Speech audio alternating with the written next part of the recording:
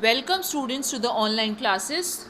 In this video we will learn chapter number 14 shelter. Students chapter 14 shelter. Student इस वाले chapter में आप सब लोग ये पढ़ेंगे कि हाउस यानी कि कितना इम्पॉर्टेंट है घर आप लोगों के लिए, सबके लिए इम्पॉर्टेंट है, क्योंकि एक हाउस ही ऐसी एक ऐसी जगह है जहाँ पे आप सेफ महसूस करते हो, जहाँ पे आप कंफर्टेबल होते हो.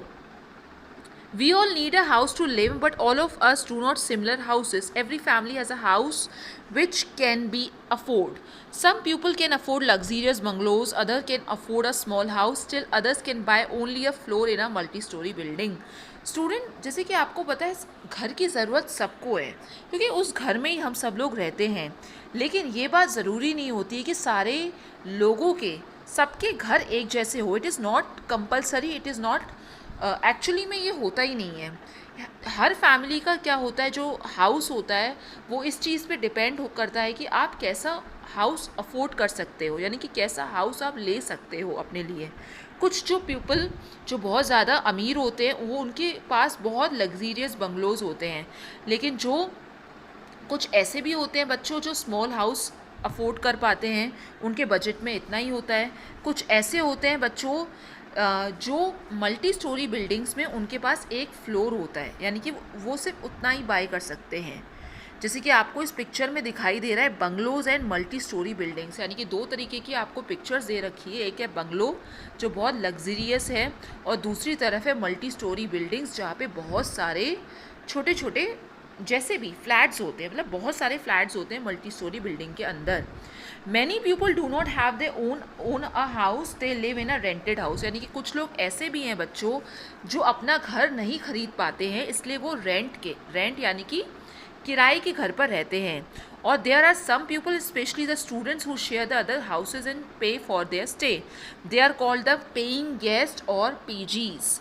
यानी कि कुछ ऐसे भी होते हैं कि जो अपना शहर छोड़कर दूसरे शहर में जब आते हैं पढ़ने के लिए, तो वो स्टूडेंट्स क्या करते हैं कि दूसरे के घर में रहते हैं और फिर उस घर में रहने का वो पे करते हैं. और उन गेस्ट को हम पेइंग गेस्ट भी बोलते हैं और उनको हम पीजीज भी बोल सकते हैं. Now student, there are a number of poor people who live in a small huts or jhungis. Most of these jhungis are very small and do not even have a basic facilities of a toilet and a safe drinking water. Now student, अभी तक तो आप लोगों ने बंगलों की बात करें, अब हम लोग बात करते हैं उन स्लम्स एरियाज़ की जहाँ पे जो पुअर पीपल होते हैं वो रहते हैं. जो पुअर पीपल रहते हैं वो स्मॉल हट्स और झुंगीज़ में रहते हैं, और उन झुंगीज़ में और उन झोपड़ियों में बहुत ज़्यादा छोटी होती है. इवन उनके अंदर उन झोपड़ियों के अंदर बेसिक फैसिलिटीज़ भी नहीं होती, जैसे कि वहाँ पे टॉयलेट्स भी नहीं होते और साफ़ पीने का पानी भी नहीं होता है. जैसे कि आप कंजेस्टेड कॉलोनीज़ देख रहे हो और स्लम बस्ती देख रहे हो.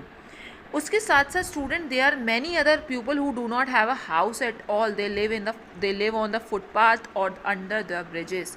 इसके साथ साथ स्टूडेंट ऐसे बहुत सारे लोग हैं जिनके पास अपना खुद का घर भी नहीं होता है.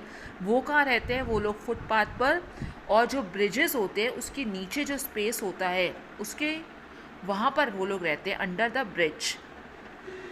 नाउ स्टूडेंट, अब हम लोग बात करेंगे हाउसेस की. हाउसेस को अब हम लोग अलग अलग डिफरेंट प्लेसेस में वो डिवाइड हो जाते हैं. डिवाइड इन सेंस, आपको पता है जो हर हाउसेस हर जगह आपको एक जैसे नहीं मिलेंगे, हर जगह आपको डिफरेंट मिलते हैं. और उनका रीज़न, जो मैं रीज़न्स आपके साथ शेयर कर रही हूँ वो सारे उसके रीज़न्स हैं.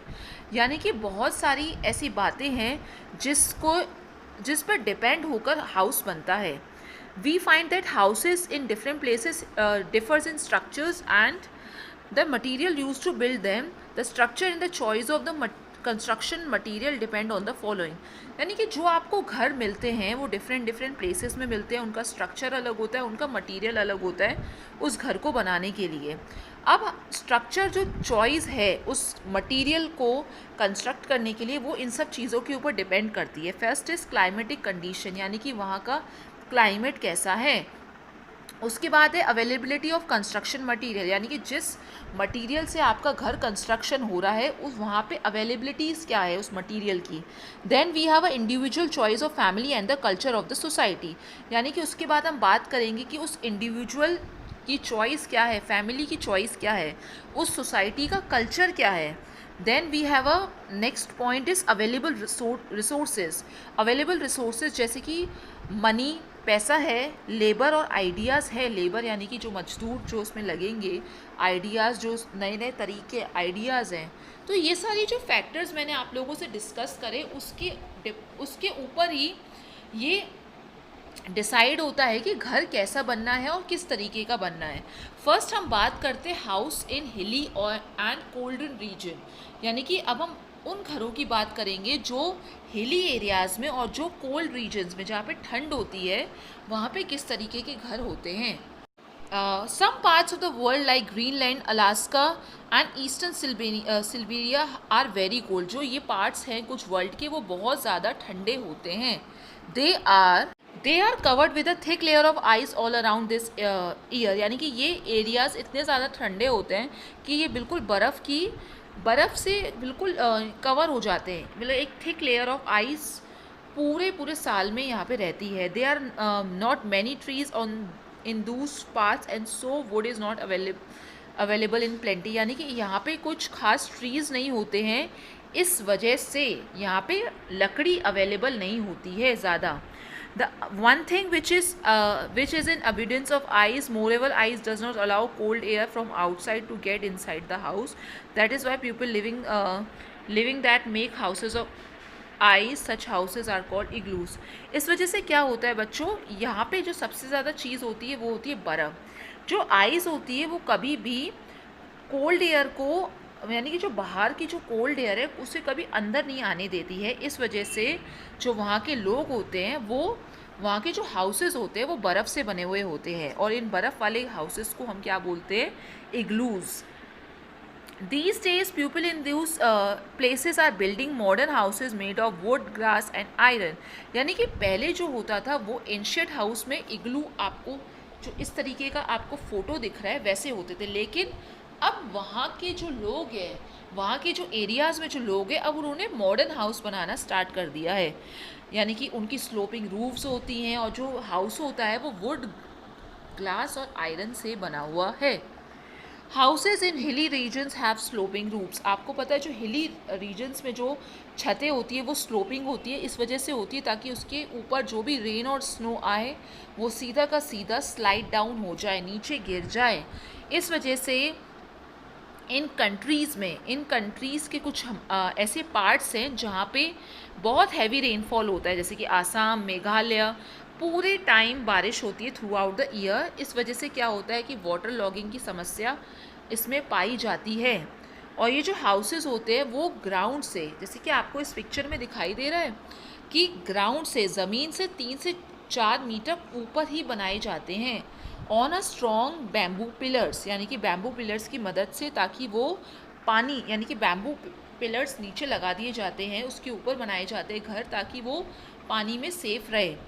ये जो हाउसेस होते हैं बच्चों वो वुड से, मड से और ड्राई लीफ से बने हुए होते हैं, यानी कि ये जो मटेरियल होता है वो बहुत ज़्यादा लाइट होता है और इजीली अवेलेबल होता है उन जगहों पर। उनकी जो रूफ्स होती हैं वो, the roofs are generally made of corrugated iron sheets, यानी कि आयरन शीट से बनी हुई होती हैं।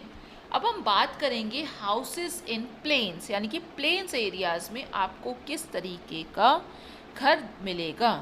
जैसे कि आपको वहाँ पे डिफरेंट टाइप्स ऑफ हाउसेस मिलते हैं, जैसे कि कच्चा हाउस, यानी कि वो हाउस जो ज़्यादा स्ट्रॉन्ग नहीं होता, वो किससे बना हुआ होता है, मड से, ड्राई लीफ से, बैम्बू से और कभी कभी समटाइम्स ब्रिक से बना हुआ होता है। आपको 2 तरीके के हाउसेस मिलेंगे प्लेन्स एरियाज़ में, जैसे कि फर्स्ट है हट्स इन अ विलेज, यानी कि जो झोपड़ियाँ आपको गाँव में नज़र आती हैं।